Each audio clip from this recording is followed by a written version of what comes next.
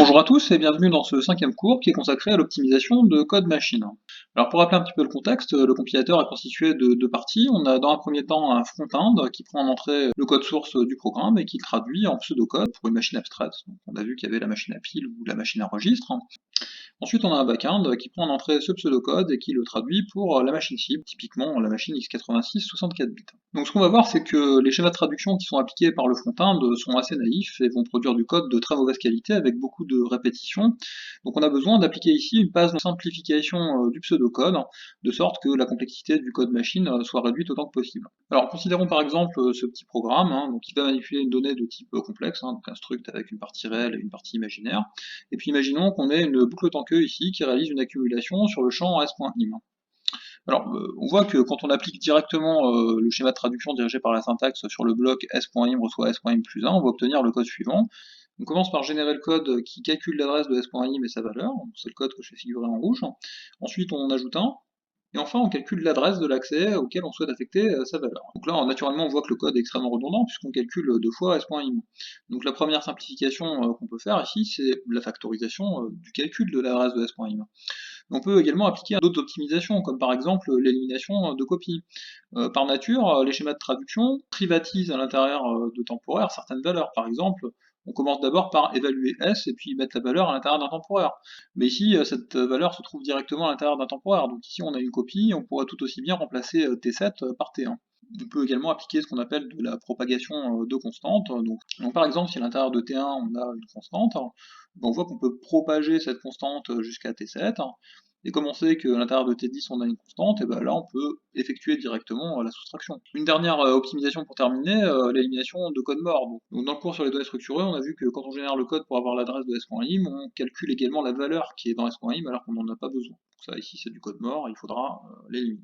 Alors pour réaliser ces optimisations, on a besoin de retrouver quelque part le calcul réalisé par le programme. Pour ça, on va calculer ce qu'on appelle le flot de données. Plus précisément, on va calculer ce qu'on appelle les dépendances producteur-consommateur, donc les dépendances entre l'écriture d'un temporaire et puis sa lecture. Ces dépendances-là vont permettre de reconstituer le calcul réalisé par le programme et donc de raisonner sur ce calcul. Donc voici quelques exemples de dépendances producteur-consommateur. Ici, je produis la valeur de T7 que je consomme ici, là je produis la valeur de T10 que je consomme là.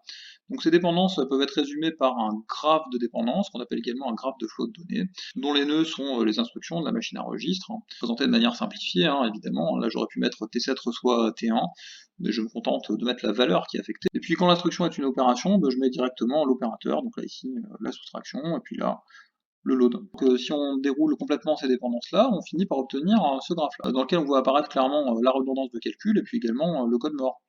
Alors malheureusement, il y a une mauvaise nouvelle, c'est que ce flot de données, en général, on ne peut pas le calculer. On peut trouver le flot de données vers s.im si et seulement si la boucle ici termine. Ça signifie donc que calculer le flot de données est plus compliqué que décider la terminaison d'une boucle tant que. Et ça, en général, c'est un problème qui est indécidable. Ça signifie qu'on peut montrer mathématiquement qu'il n'existe pas d'algorithme qui prend en entrée un programme avec une boucle et qui décide si ce programme termine. D'accord? Donc en général, on ne peut pas calculer le flot de données. Alors du coup, on contourne l'obstacle avec deux stratégies. Dans le premier temps, on peut appliquer ce qu'on appelle des optimisations locales. Donc on va diviser le programme en fragments, dans lesquels on sait que le flot de données est calculable.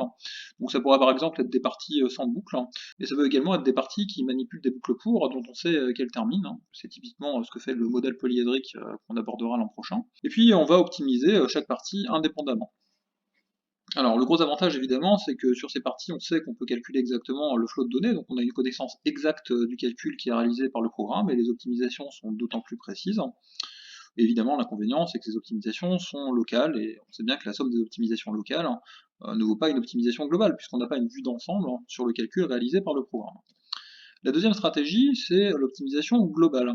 Donc pour ça, en général, on est obligé de surapproximer le flot de données. Ça signifie que dans notre graphe de dépendance, on pourra avoir des dépendances supplémentaires qui n'existent pas, qu'on appelle des faux négatifs. Et puis à partir de ça, on va optimiser d'une traite la totalité du programme. Le gros avantage, évidemment, c'est que comme on a une vue globale sur la totalité du calcul réalisé par le programme, on peut avoir davantage d'opportunités, mais ces opportunités sont limitées par l'approximation. Donc sachez qu'il existe une théorie générale de la surapproximation du flot des données qui s'appelle l'interprétation abstraite. Donc dans la suite de ce cours, on verra les éléments les plus utilisés pour construire des optimisations locales, et puis enfin on verra des éléments pour construire des optimisations globales. Alors, les fragments de programme qu'on va chercher à optimiser se nomment les blocs de base. Donc un bloc de base, plus précisément, ce sont les plus grandes suites d'instructions sans label, hein, sauf la première instruction, et sans saut, sauf pour la dernière instruction. Donc voici par exemple les blocs de base construits à partir de ce programme, hein. Donc là on a un label, hein, mais c'est pas grave puisque c'est la première instruction. On a une suite d'instructions. Ici à nouveau on a un label, il ne peut pas appartenir au bloc de base puisqu'on suppose que c'est la première instruction, donc ça délimite le deuxième bloc. Ensuite, on lit les instructions. Là, on a une instruction de saut, qui marque donc la fin du bloc de base, puis on continue. On garde ensuite une trace du flow de contrôle entre les blocs de base, en construisant ce qu'on appelle un graphe de flow de contrôle. Donc c'est un graphe orienté dont les nœuds sont les blocs de base, et donc tel qu'il existe un arc depuis un bloc B1 vers un bloc B2, si et seulement si B2 suit immédiatement B1 dans une exécution. Donc sur ce bloc de base, c'est très simple de construire le flow de données, il suffit simplement d'interpréter ce bloc, hein, d'accord, et puis de construire le graphe de flow de données au fur et à mesure. Donc pour ça, on va se maintenir une correspondance entre les nœuds du graphe de flow de données, puis les temporaires qui sont définis sur ce nœud. Voilà, donc ensuite j'ai T10 qui reçoit 1, T5 reçoit T7 moins T10, T6 qui reçoit la donnée à l'adresse T5, ensuite T8 reçoit 1, là je vois que je n'ai pas besoin de refaire un autre nœud 1, j'en ai déjà un. Ok, donc c'est de cette manière-là qu'on va factoriser le calcul, etc., etc. Et donc on voit qu'une fois qu'on a interprété la totalité du programme, eh bien on a fait automatiquement la factorisation des calculs, hein. Et donc l'algorithme est très simple, on va pour chaque instruction créer le morceau du graphe de flow de contrôle qui correspond. D'accord. Donc on va créer un nœud par opérande, et puis si on a une copie t reçoit t', eh ben, on va simplement dire que le nœud associé à t, bah, c'est le nœud que je viens de créer pour t'. D'accord. Donc de cette manière-là, en fait, on peut faire de l'élimination de copies. Et si par contre j'ai une opération entre deux temporaires t' et t secondes, on va commencer d'abord par vérifier s'il existe un nœud étiqueté par cet opérateur entre t' et t secondes. Si c'est le cas, je vais le réutiliser. Donc typiquement, ça va se produire ici, hein. Vous voyez le nœud associé à T9, c'est T1, puis le nœud associé à T11, c'est 1. Mais j'ai déjà une soustraction entre T1 et 1. C'est ici, puisque le nœud associé à T7, c'est T1, et le nœud associé à T10, c'est 1. Et donc de cette manière-là, je vais pouvoir factoriser les calculs. Et donc de cette manière-là, on construit un DAG qui résume les calculs et qui applique déjà quelques optimisations, qui sont donc l'élimination de copies et la factorisation. On peut également, sur ce DAG, propager les constantes, effectuer les calculs. Là, par exemple, si T1 était une constante, par exemple 2, on voit qu'on pourrait effectuer directement la soustraction. Okay. Alors, il y a quand même une chose à laquelle il faut faire attention, c'est que le DAG est associé à un bloc de base. Il n'y a pas que le bloc de base dans le programme. On peut très bien utiliser ailleurs dans le programme des temporaires qui sont définis à l'intérieur du bloc de base. Par exemple, si j'utilise le temporaire T8, il faudra m'assurer que T8 est bien défini dans le code final que je vais générer à partir de ce DAG.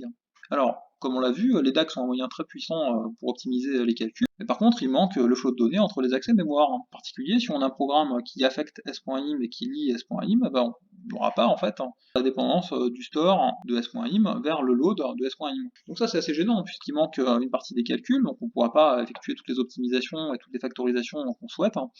Et puis d'autre part, à partir du DAG, il faudra à un moment générer du code machine. Et donc pour être correct, ce code machine va devoir pour chaque opérateur évaluer d'abord les opérandes. Donc là typiquement pour le load, il faut d'abord évaluer le store avant, et clairement si j'ai pas cet arc, il est possible que j'exécute la lecture de s.im avant son écriture, ce qui serait catastrophique. Donc on a besoin de déterminer si deux accès mémoire accèdent à la même adresse, hein, en d'autres termes si ces accès interfèrent, et donc ce qu'il nous faut c'est ce qu'on appelle une analyse d'interférence. Alors à nouveau, il y a une très mauvaise nouvelle, c'est qu'en général, on ne peut pas réaliser ces analyses d'interférence. On va considérer ce petit programme qui écrit la donnée à l'adresse T1, et puis qui va lire ensuite la donnée à l'adresse T2, sachant que T1 et T2 peuvent être le résultat de calculs arbitrairement complexes. Imaginons par exemple que T1 soit un polynôme qui dépend des inputs du programme x1, xn, et que T2 soit également un autre polynôme qui dépend des inputs du programme. Et ici on voit qu'il existe une interférence, si et seulement si il existe un input grand X égale x1, xn, tel que P de x égale Q de x. Et alors ça, c'est un problème qui est bien connu pour être indécidable. Et donc en général, malheureusement, le flow de données entre les accès est incalculable. Alors ça n'empêche pas d'avoir une surapproximation de ce flow de données, et on ne va pas s'en priver. On peut par exemple, si on veut être conservatif, ajouter des dépendances pour préserver l'ordre original des accès. Vous voyez par exemple que dans le programme qu'on avait initialement, pour calculer s.im reçoit s.im plus 1, et bien on avait dans un premier temps le load de s.im, ensuite on a un deuxième load de s.im, et puis enfin le store de s.im. Alors maintenant, on va donner quelques éléments pour réaliser des optimisations globales.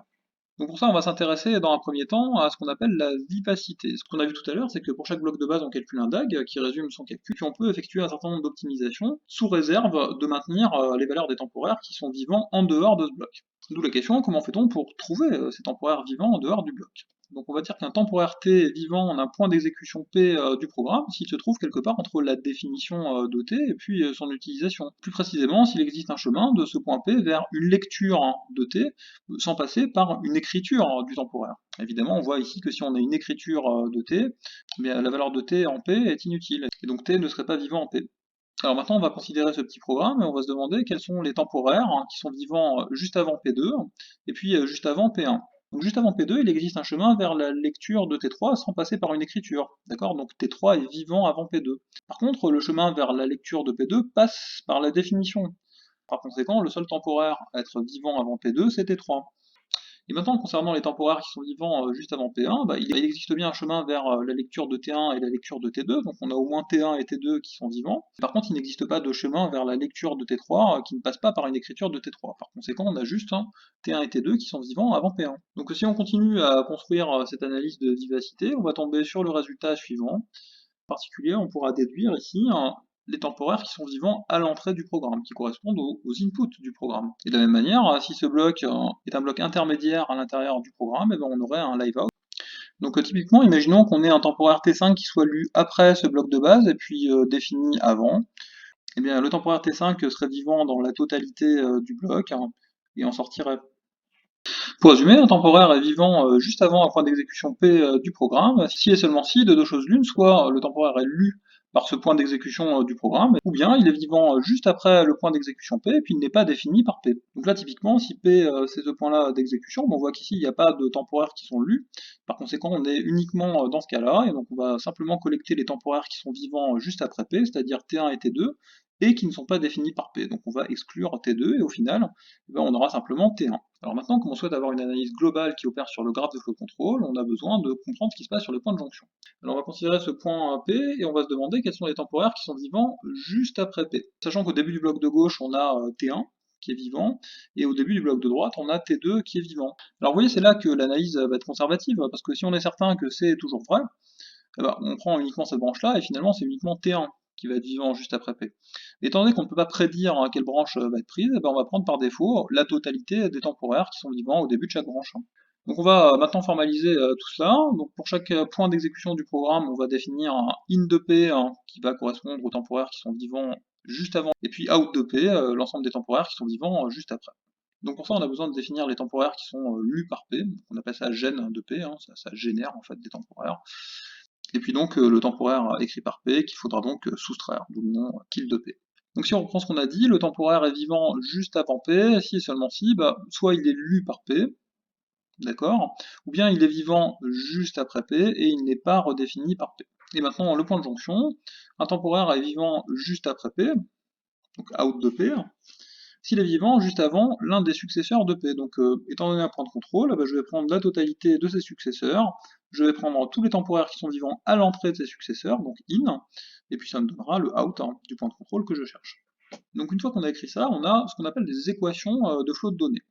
D'accord? Ces équations de flot de données, on va pouvoir les écrire pour chacun des points de contrôle du programme, et au final, on va obtenir quelque chose de cette forme-là. Donc si on collecte à l'intérieur d'un vecteur les informations qui nous intéressent, c'est-à-dire pour chaque point de contrôle, l'ensemble des temporaires vivants à l'entrée et l'ensemble des temporaires vivants à la sortie, l'ensemble des équations de flot de données vont pouvoir s'écrire sous cette forme-là. Alors c'est une technique de résolution qui peut paraître un peu bizarre. En fait, on cherche à résoudre un problème, et au lieu de chercher directement un algorithme qui résout ce problème, on va plutôt trouver une équation dont le résultat est solution, et puis on va chercher à résoudre cette équation. Il faut d'abord se demander quelle est la nature de cette fonction f, donc sur quelle structure f opère, quelles sont ses propriétés, et puis ensuite, on voit bien que ici ce qu'on cherche c'est un point fixe de f, donc quel point fixe s'il en existe plusieurs, et puis enfin comment on fait pour le trouver. Sur de f, on va noter t l'ensemble des temporaires qui sont manipulés par le programme, donc t c'est un ensemble fini. Alors c'est pas compliqué de voir que f opère sur l'ensemble des parties de p à la puissance 2n. Donc f va opérer sur un ensemble de tuples, Il y en a 2n en tout, hein. Et puis chaque élément du tuple, c'est une partie de l'ensemble des temporaires. Donc on va ajouter un petit peu de structure à cet ensemble-là, en définissant dans un premier temps un opérateur, qu'on va noter un peu comme une union. Alors c'est une union un peu bizarre, avec un carré. Donc si je prends deux éléments x et x' de cet ensemble-là, eh bien l'union carrée de x', bah, c'est une union composant par composant. Alors ça c'est simple de voir que l'élément neutre, hein, pour cet opérateur, c'est cet élément que j'appelle bottom, d'accord, et qui est simplement un tuple avec des ensembles vides. Si je vais calculer x, union carré bottom, bah, je vais simplement faire l'union de l'ensemble vide avec chaque composant de x, et je vais bien retomber sur x. Ensuite, je munis cet ensemble d'une relation d'ordre, qui est une inclusion composant par composant. C'est un ordre partiel, on ne peut pas comparer chaque élément. Par contre, on voit qu'il admet un plus petit élément qui est bottom, hein, simplement parce que l'ensemble vide est bien inclus dans n'importe quel ensemble. Alors la propriété principale de f, c'est qu'elle est croissante au sens de cette relation d'ordre.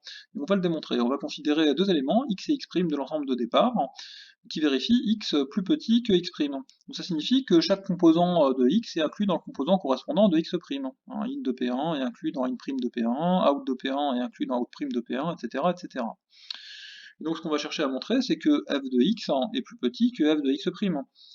Alors par hypothèse, j'ai out de P qui est inclus dans out' de P pour chaque point de contrôle P. D'accord? Et donc out de P plus une certaine constante va être inclus dans out' de P plus la même constante. Ok? Et puis de la même manière, étant donné que in de P est inclus dans in' de P pour chaque point de contrôle P, si je prends l'union des in de S pour un certain ensemble de points de contrôle, bah ça va être inclus dans l'union des in' de S pour le même ensemble de points de contrôle. Et par conséquent, j'ai bien f de x qui est plus petit que f de x', ce qui montre que f est croissante au sens de cette relation d'ordre. Donc ça, c'est une propriété qui est fondamentale et qui va nous permettre de calculer le point fixe. Alors justement, de quel point fixe parle-t-on? Donc considérons ce petit programme. C'est pas compliqué de voir qu'on va avoir cette répartition de durée de vie, hein. Donc ça, c'est une solution que j'ai appelée x. Mais comme on l'a vu, on pourrait très bien considérer qu'à la sortie de ce bloc, j'ai des temporaires vivants qui ne sont ni t1, ni t2, ni t3. Et à ce moment-là, ils s'additionneraient à mes ensembles de vivacité, en formant une nouvelle solution que je note x de t, et qui, par définition, est plus grande que la solution x. Donc ce qu'on voit, c'est qu'on peut former une famille de solutions x de t qui vont toutes être plus grandes que la solution que je cherche, et en général, on peut démontrer que le point fixe que je cherche, c'est le plus petit point fixe de f.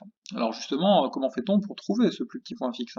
Alors on peut montrer que sous les hypothèses que f opère sur la structure qu'on vient de définir et qu'elle est croissante, eh bien f admet un plus petit point fixe, LFP de f. Alors LFP, c'est une abréviation anglaise, hein, c'est Least Fixed Point, et ce plus petit point fixe est donné par cette expression-là.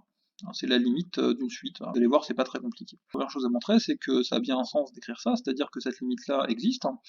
Ensuite, on va montrer que cette limite est un point fixe, et puis enfin, on montrera que c'est bien ce qui nous intéresse, c'est-à-dire le plus petit point fixe. Alors cette suite-là, dfn de bottom, c'est une suite qui opère dans le même domaine que f, c'est-à-dire l'ensemble des deux annuplés des parties des temporaires. Et comme il n'y a qu'un nombre fini de temporaires, bah, elle opère dans un ensemble fini. Il suffit simplement de démontrer qu'elle est croissante.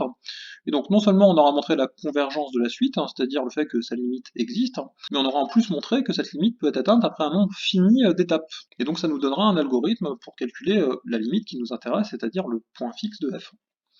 Donc ce qu'on cherche à montrer, c'est simplement que fn de bottom est plus petit que fn plus 1 de bottom, quel que soit l'entier naturel n. Donc ça c'est quelque chose qui se démontre assez simplement par récurrence sur n. Si on commence par regarder le cas de base, n égale 0, on voit que f0 de bottom, par définition, c'est bottom, mais bottom est plus petit que n'importe quel élément, et en particulier il est bien plus petit que f1 de bottom. Donc on a bien la propriété pour n égale 0. Alors maintenant, par hypothèse de récurrence, supposons que la propriété soit vraie à l'ordre n, et puis montrons qu'elle est vraie à l'ordre n plus 1. Puisque la fonction f est croissante, on peut appliquer f sur chacun de ces deux éléments, et puis l'ordre va être préservé. On a f de fn de bottom, qui est fn plus 1 de bottom, qui va bien être plus petit que f de fn plus 1 de bottom, qui donnerait donc fn plus 2 de bottom. Et là on voit qu'on a bien la propriété à l'ordre n plus 1. Et par conséquent, on a bien montré que la suite est stationnaire, et donc il va donc nous donner un algorithme qui va trouver après un nombre fini d'étapes le plus petit point fixe de f. Alors maintenant, on va montrer que cette limite, qu'on va appeler L, est bien un point fixe de f. Alors étant donné que cette suite est stationnaire, ça signifie qu'il existe un rang n au-delà duquel on obtient L. En particulier, L est égal à f itéré grand n fois, et donc f de L, c'est f de f itéré grand n fois sur bottom, c'est-à-dire f n plus 1 de bottom, mais n plus 1 à son tour est plus grand que L, donc f n plus 1 de bottom est bien égal à L. Donc on a montré que f de L est égal à L, et que donc L, la limite de notre suite, est un point fixe de f. Alors maintenant on va montrer que c'est le plus petit point fixe de f. Donc pour ça, on va considérer un point fixe L' de f et on va montrer qu'il est plus grand que n'importe quel terme de la suite. En particulier, il sera plus grand que la limite, et donc on aura bien le plus petit point fixe. Donc à nouveau, ça se montre facilement par récurrence sur n. Donc pour le cas n égale 0, f0 de bottom, par définition, c'est bottom. Le bottom est plus petit que n'importe quel élément, et en particulier, il est bien plus petit que L'. D'accord? Donc on a bien montré que la propriété était vraie à l'ordre 0. Maintenant, supposons par hypothèse de récurrence que la propriété soit vraie à l'ordre n, c'est-à-dire que fn de bottom soit plus petite que L'. À nouveau, on va se servir de la croissance de f. Si j'applique f des deux côtés, je préserve l'ordre, donc j'ai bien f de fn de bottom qui est plus petit que f de L'. Et puis si je simplifie les calculs, j'ai que fn plus 1 de bottom est plus petit que f de L' qui vaut L', puisque L' est un point fixe par hypothèse. Et donc j'ai bien la propriété vraie à l'ordre n plus 1. Et par conséquent, la limite de cette suite est bien le plus petit point fixe de f. Et donc ça, du coup, ça nous donne directement un algorithme pour avoir la solution à notre problème. On va simplement calculer la limite de cette suite, on va obtenir après un nombre fini d'étapes, et puis ce sera notre solution. Donc pour ça, on va commencer par initialiser notre variable avec bottom, et puis on va calculer les différents termes de la suite jusqu'à ce qu'on atteigne le point fixe. Et donc si je l'instancie sur le cas de l'analyse de vivacité, ça donnerait quelque chose comme ceci. On commence par initialiser x avec bottom, donc j'initialise in de p et out de p avec vide, quel que soit le point d'exécution p. Et ensuite j'encode la boucle tant que avec une construction de répétition, donc à chaque itération je vais calculer f de x, donc je calcule in' de p et out' de p en appliquant mes équations, et puis je sors dès que j'ai trouvé le point fixe. Donc cette technique-là est extrêmement générale et elle servira beaucoup en compilation pour construire des analyses de programmes. Donc allons-y, déroulons notre algorithme. On commence par initialiser x avec bottom. Donc bottom, je rappelle, c'est l'ensemble vide partout. Et puis ensuite, j'applique f. Je vais obtenir ceci, t1 et puis t2.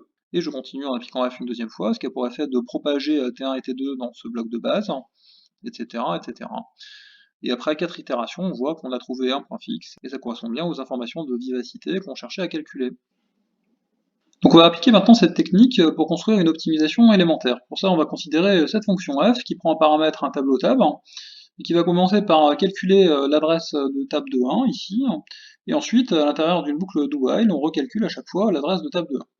Donc ce qu'on voit, c'est que l'adresse de table de 1, on l'a calculée une fois pour toutes au début, donc ça sert à rien de le recalculer à chaque itération de la boucle. Donc on va chercher à l'éliminer. Et pour ça, on va utiliser l'outil des expressions disponibles. Donc ce qu'on voit ici, c'est que quel que soit le chemin d'accès à ce bloc de base, bien T1 moins T2 est déjà calculé. Si jamais on vient de ce bloc-là, T1 moins T2, qu'on appelle W, est contenu à l'intérieur de T3. Et si jamais je viens de ce bloc-là, et bien T1 moins T2, que j'appelle W à nouveau, il vient de T4. Et donc du coup, je vais pouvoir remplacer T1 moins T2 ici par W. Et donc c'est bon, j'ai réussi à éliminer le calcul de T1 moins T2. Donc on voit qu'on peut également faire ce qu'on appelle une propagation des copies, puisque T4 est égal à W, qui à son tour est égal à T4, et qui finalement est égal à T3. Alors regardons comment calculer les expressions disponibles. On va considérer ce petit programme qui fait T4 soit T1 moins T2, donc là on voit que l'expression disponible c'est T1 moins T2. Et puis après, T1 reçoit T1 plus T2, on voit qu'on a altéré la valeur de T1, et donc on a altéré cette expression. Et par conséquent, après cette affectation-là, T1 moins T2 n'est plus disponible. Et par conséquent, on voit qu'une expression est disponible juste après un point d'exécution, si et seulement si ce point d'exécution ne définit pas un temporaire de l'expression. Donc là, ici, on voit malheureusement que c'est le cas. Après cette affectation-là, T1 moins T2 n'est plus disponible, puisqu'on a altéré T1. Et de la même manière, T1 plus T2 ne peut pas être disponible, puisque juste après, j'altère T1. Alors maintenant, on va chercher à regarder comment propager l'information de disponibilité. Donc on dit qu'une expression E est disponible juste après un point de contrôle, si E est disponible juste avant P, et puis P ne définit pas un temporaire utilisé dans E. Donc là c'est le cas pour ce point de contrôle, vous voyez que juste avant ce point de contrôle j'ai T1 moins T2 qui est disponible, le point de contrôle ne définit ni T1 ni T2, donc T1 moins T2 va devenir disponible immédiatement après. Alors pour avoir une analyse complète, il faut définir ce qui se passe au niveau des points de jonction. On considère ce point P, et on va se demander quelles expressions sont disponibles juste avant P. Sachant que à la fin du premier bloc, on a T1 moins T2 et T1 plus T2, et puis à la fin du deuxième bloc, on a T1 moins T2. Alors on va être conservatif et on va considérer qu'une expression est disponible juste avant P si l'expression est disponible après chaque prédécesseur de P. Alors à nouveau, c'est quelque chose de conservatif, parce qu'on pourrait très bien imaginer une situation dans laquelle cette branche-là n'est jamais accessible, et puisqu'en général on ne peut pas prédire quelle branche va être occupée, et bien on est conservatif et on considère l'intersection des expressions disponibles. Donc à nouveau, on met ça en équation pour faire apparaître un point fixe, Donc on va noter in et out de P, le résultat final de notre analyse. Donc gen de P, l'ensemble des expressions générées par un point de contrôle P, c'est exactement l'expression qui est affectée par ce point de contrôle. Et puis kill de P définit ce qui va être tué par le point de contrôle. Donc c'est exactement les expressions qui font intervenir T, puisque le point de contrôle va tuer toutes les expressions disponibles qui font intervenir T. Et donc du coup, les expressions qui sont disponibles immédiatement après un point de contrôle P, ce sont les expressions qui sont disponibles avant le point de contrôle P, plus l'expression qui est affectée par P, auquel je vais soustraire toutes les expressions qui font intervenir le temporaire affecté par P. Pour la gestion des points de jonction, on a vu qu'il fallait utiliser une intersection, donc l'ensemble des expressions qui sont disponibles immédiatement avant l'exécution du point de contrôle P, c'est l'intersection des expressions qui sont disponibles à la sortie de tous les blocs qui précèdent immédiatement P. Donc tout ça nous donne un système d'équations de points fixes qu'on va résoudre exactement comme la dernière fois, avec le même algorithme. On initialise avec la valeur bottom, qui est donc l'ensemble vide pour chaque point de contrôle. Et puis on itère, là on détermine que T1-T2 est immédiatement disponible après ce point de contrôle. Même chose ici, on propage l'information, et puis finalement, puisqu'on sait que T1-T2 est disponible avant chaque prédécesseur de ce point de contrôle, on peut en déduire que T1-T2 est disponible ici. Et on atteint le point fixe. Donc on a vu un cadre complètement général pour faire des analyses de programmes qui peuvent s'écrire sous la forme d'un point fixe. En particulier, on a vu l'analyse de vivacité, qui est ce qu'on appelle une analyse arrière, ou backward en anglais, donc on part de la dernière instruction et puis on remonte l'information. Les expressions disponibles, qui est une analyse avant, ou forward en anglais, donc on part de la première instruction et on propage en avant l'information. Et puis on a vu aussi qu'il y a deux manières d'interpréter la conservativité de l'analyse. Dans le cadre de la vivacité, par défaut, c'est pas grave d'avoir trop de variables vivantes, donc on prenait une union au point de jonction. Par contre, pour les expressions disponibles, il faut que l'expression soit exactement disponible, donc on prenait une intersection au point de jonction. Donc le premier type d'approximation est appelé may, et puis le deuxième type d'approximation est appelé must. Donc par extension, on peut construire deux autres types d'analyse. On va maintenant terminer ce chapitre sur les optimisations globales en étudiant la forme SSA. Alors la forme SSA, c'est une forme normale du graph de flow de contrôle avec un flot de données explicite. Donc ça va faciliter grandement la construction des transformations de programmes, et c'est la raison pour laquelle la plupart des optimisations dans les compilateurs mainstream, comme GCC par exemple, se font sous forme SSA. Donc la technique est toujours la même, on commence par passer le CFG du programme sous la forme SSA, ensuite on optimise le programme sous forme SSA, et puis finalement, on va sortir le CFG de la forme SSA. Donc SSA signifie Static Single Assignment, c'est une forme en assignation unique, et donc on s'attend à ce que les temporaires du programme soient définis au plus une fois à l'intérieur du texte. Donc là par exemple, ce programme-là n'est pas sous forme SSA, puisque le temporaire i est défini deux fois. Il est défini ici, et il est défini là. Et donc si on veut placer le programme sous forme SSA, il suffit simplement de renoter les sites d'affectation d'un temporaire. Alors maintenant la question c'est le i que je lis ici, est-ce que c'est i1 ou est-ce que c'est i2? Donc pour répondre à cette question, on introduit une phi fonction qui est un multiplexeur qui va donc choisir la bonne valeur de i. Quand on est dans la première itération, phi va choisir i1, et puis si on a déjà exécuté une itération, phi va choisir i2. Alors ici on voit qu'on n'a pas besoin de phi fonction pour déterminer la valeur de i ici, il n'y a pas de choix, c'est nécessairement i2. On dit que i2 domine cette affectation-là. Alors on détaillera pas la construction de la forme SSA dans ce cours, mais sachez que cette propriété de dominance est essentielle pour la construire. Donc l'exemple le plus simple d'optimisation qu'on peut appliquer sous la forme SSA, c'est la propagation de constantes. C'est-à-dire quand un temporaire tient une valeur constante, le remplacer par sa valeur. Donc pour ça, on va passer le programme sous forme SSA. Donc, étant donné que chaque variable est définie qu'une fois, si on affecte une constante à une variable, elle vaudra toujours cette constante. Par exemple, inc1 vaut 1. Et donc je vais pouvoir substituer inc1 par 1. Et puis inc2 vaut 1. Donc je vais pouvoir substituer inc2 par 1. Et donc là, j'ai un phi qui va choisir entre 1 et 1, j'ai pas le choix, ça va être 1. Donc inc3 vaut 1, et par conséquent, je peux substituer inc3 par 1. Alors une fois qu'on a terminé les optimisations sous SSA, il faut en sortir. Et donc pour ça, on va simplement substituer les fonctions par leur définition, en étiquetant chaque arc entrant par la définition correspondante. On voit que si on vient de cet arc-là, i3 est égal à i1, et si on vient de cet arc-là, i3 est égal à i2. Donc notez que la sortie de la SSA va générer énormément de copies qu'il va falloir supprimer plus tard au moment de la génération de code. Et donc une fois qu'on a terminé les optimisations de code, on va passer à la partie back-end. Donc au back-end, on transmettra une forme normale du programme qui sera donc un graphe de flow de contrôle dans lequel chaque bloc de base sera le DAG qu'on a calculé initialement. On se chargera ensuite de faire la sélection des instructions, l'ordonnancement et puis enfin l'allocation des registres avant d'avoir le code x86-64.